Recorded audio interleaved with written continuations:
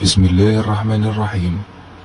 إسبانيا تغزو العالم في 2024 كرويا، حيث تمكنوا من الفوز بالكأس الأمم الأوروبية على حساب المنتخب الإنجليزي القوي، وفازوا بنفس البطولة لفئة الشباب، كما أن فوزهم بالميدالية الذهبية للأولمبياد على حساب فرنسا قد أشعر الناقدين الرياضيين ببروز جيل جديد من الشباب ذو جودة عالية جدا.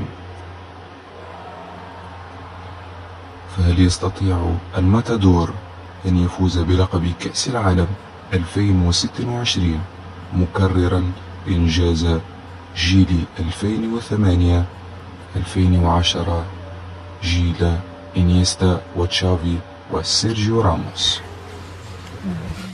Hi. Okay.